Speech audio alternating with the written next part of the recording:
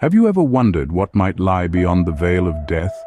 What if the eternal abyss is not so void after all? We're embarking on a journey to explore the concept of hell and the afterlife, a theme that has fascinated and petrified humanity across centuries. Is hell a real place of torment and despair? Or is it simply a state of mind, a metaphor for our inner demons and fears? Today, we delve into the fiery depths of hell, as described by various religious texts. The Christian faith paints a chilling picture of hell. In the Christian tradition, hell is often depicted as a place of eternal torment, a realm of despair where sinners face the ultimate divine retribution for their earthly transgressions. This concept is deeply rooted in the scriptures, with various passages painting a rather terrifying portrait of this infernal realm. The Bible, the holy book of Christianity, provides us with several vivid descriptions of hell. For instance, the book of Revelation refers to it as a lake of fire, a place where the wicked will be tormented day and night forever and ever. In the Gospel of Matthew, hell is described as a place of unquenchable fire where there will be weeping and gnashing of teeth. It's not a place anyone would want to end up, and that's precisely the point. Hell serves as a stark warning, a grim deterrent against sin. Moreover, the Bible often contrasts hell with heaven, the eternal dwelling place of the righteous. This contrast further underscores the gravity of sin and the dire consequences of turning away from God's path. But it's not all fire and brimstone. The Christian view of hell also encompasses the idea of separation from God. In the second letter to the Thessalonians in the New Testament, it is written that those who do not know God and do not obey the gospel of Jesus will suffer the punishment of eternal destruction, away from the presence of the Lord and from the glory of his might. This aspect of hell, the eternal separation from God, is perhaps the most terrifying of all. It represents a state of ultimate despair, a complete absence of hope and divine love. In this light, hell is more than just a place of physical torment. It's a state of spiritual bankruptcy, a consequence of rejecting God's love and grace. It serves as a grim reminder of the importance of leading a righteous life, of striving for spiritual growth and moral integrity. So in Christianity, hell serves as a grim deterrent against sin. It's a stark warning that our actions in this life have eternal consequences, that we are accountable for our deeds, and that we must strive to lead lives of love, compassion, and righteousness. In Islam, hell or Jahannam is a blazing inferno where the wicked are punished. The Islamic understanding of hell is as layered and complex as the religion itself. Jahannam, the Arabic term for hell, is depicted as a fiery abode of torment and punishment. It is a place imbued with suffering, pain, and despair, reserved for those who deny the truth of Islam, commit grave sins, and live their lives disconnected from their Creator. Jahannam is not a one-size-fits-all inferno.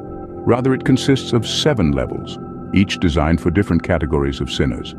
The deeper the level, the greater the suffering. The first level, Jahannam, is for those who committed sins but eventually found their way to faith.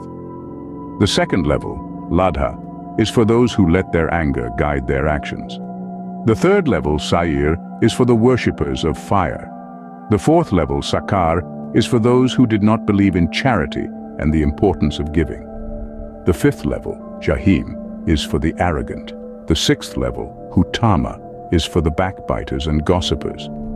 The final level, Hawiya, is the deepest and most severe, reserved for the hypocrites who outwardly professed faith but inwardly harbored disbelief. The Quran, Islam's holy book, vividly describes the punishments of Jahannam. Surah Al-Mulk verse 14, for instance, warns of a fire kindled by Allah himself, which roars over the hearts of the damned.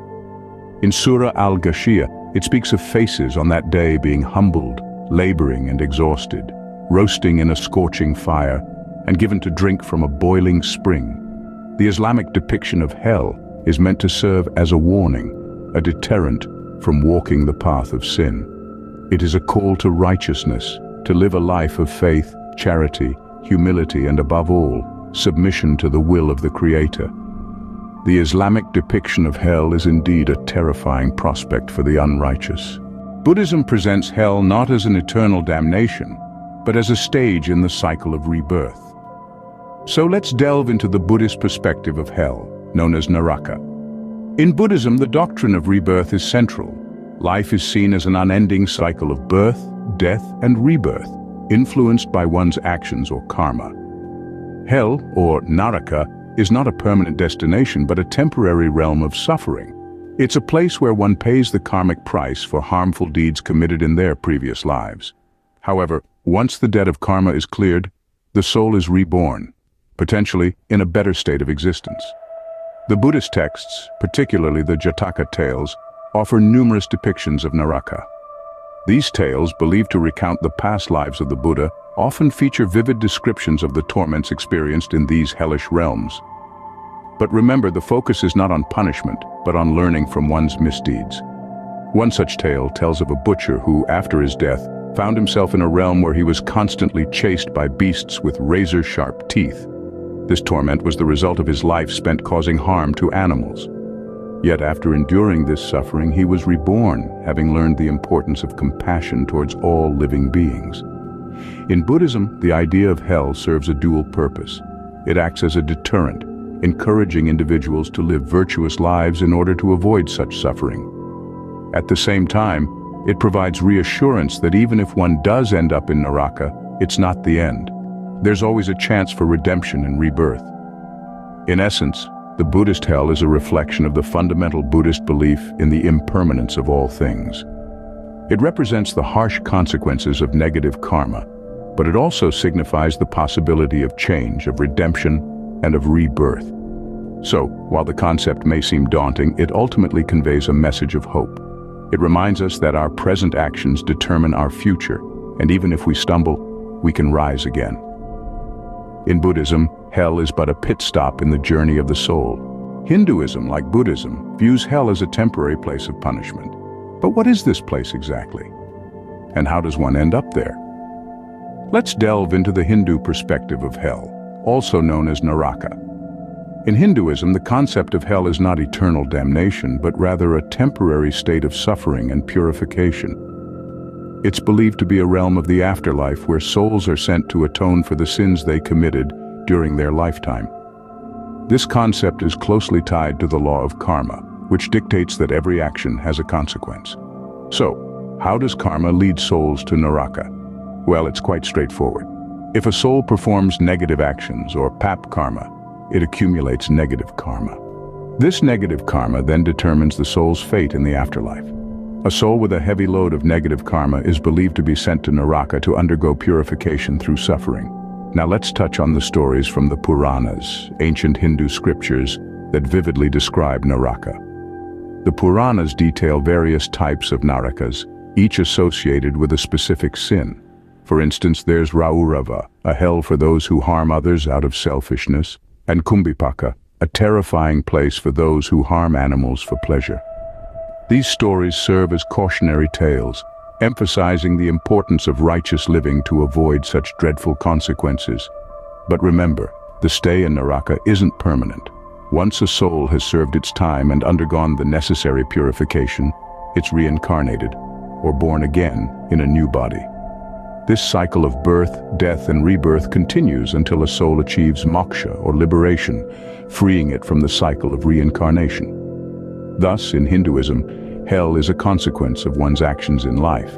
It's a place of temporary suffering, where souls pay the price for their misdeeds and undergo purification before embarking on another cycle of life. From these tales of torment, we see that hell takes many forms across different faiths. In Christianity, hell is depicted as a place of eternal suffering, a lake of fire and brimstone, where the wicked are punished after death. This faith emphasizes the dichotomy between heaven and hell, good and evil, reward and punishment. Islam shares a similar view, with hell, or Jahannam, being a fiery pit of torment for the sinful. It's a place of physical and spiritual suffering, where individuals pay for their earthly misdeeds. Buddhism, on the other hand, doesn't personify hell as a specific location, but rather a state of existence. Naraka, the Buddhist hell, is a temporary place of suffering, a purgatory where individuals work off their negative karma before rebirth. Hinduism too views hell as a temporary place of punishment. Known as Naraka, it's a world where souls undergo purification before reincarnation. Across these faiths, we see common themes of moral accountability and divine justice. Hell serves as a deterrent, a stark reminder of the consequences of immorality. Yet there are unique aspects too. Some view hell as a physical place of eternal torment, while others perceive it as a temporary state of suffering. These variations reflect the diverse ways in which different cultures and religions perceive the concept of sin, punishment, and the afterlife. So, whether hell is a real place, a state of mind, or simply a metaphor, it serves a purpose in guiding moral behavior. What do you think?